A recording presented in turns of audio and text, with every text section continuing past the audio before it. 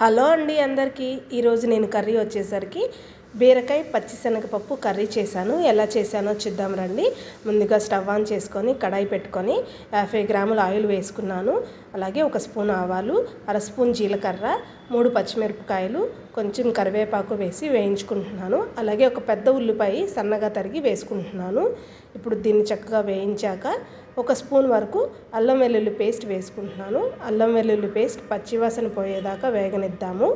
అలాగే ఇప్పుడు దీంట్లో నేను ముందుగా కడిగి నానబెట్టుకున్న పచ్చిశనగపప్పు వేసుకుంటున్నాను. మీకు నానబెట్టుకోవడం కుదరలేదంటే కనుక కడిగి శనగపప్పు ఒక విజిల్ కూడా పెట్టుకొని వేసుకోవచ్చు, బాగుంటుంది కర్రీ.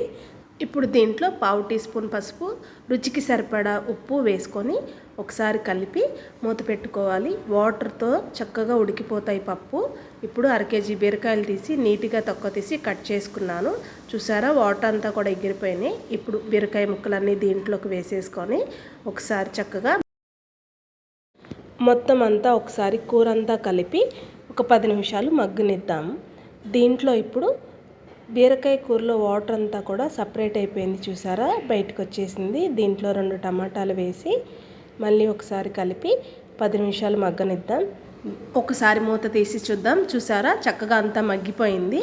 ఇప్పుడు పప్పు ఎంతవరకు ఉడికిందో నేను ఒకసారి ఒక పప్పు నలిపి చూపిస్తాను. చూసారా, చక్కగా ఉడికిపోయింది. దీంట్లో 1 స్పూన్ పచ్చికారం వేసుకున్నాను. కారం వేసుకొని ఇంకొకసారి మొత్తం అంతా కలిసేటట్టు ఉంచి ఒక 10 నిమిషాలు మగ్గనిద్దాం.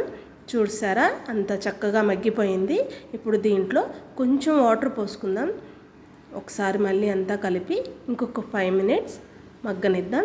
మూత తీసి చూసారా, చక్కగా అంతా మగ్గిపోయింది. ఇప్పుడు దీంట్లో కొంచెం కొత్తిమీర వేసుకొని కలిపి స్టవ్ ఆఫ్ చేసేసుకోవడమే. కర్రీ అయితే అయిపోయిందండి. చాలా బాగుంటుంది, చపాతీలోకి అన్నంలోకి చాలా బాగుంటుంది కూర. పిల్లలైతే కనుక మా పిల్లలు పప్పులు కూరని భలే ఇష్టంగా తింటారు. అలాగే నా వీడియో కనుక మీకు నచ్చితే కనుక లైక్ చేయండి, సబ్స్క్రైబ్ చేయండి, నన్ను ఇలాగే సపోర్ట్ చేయండి.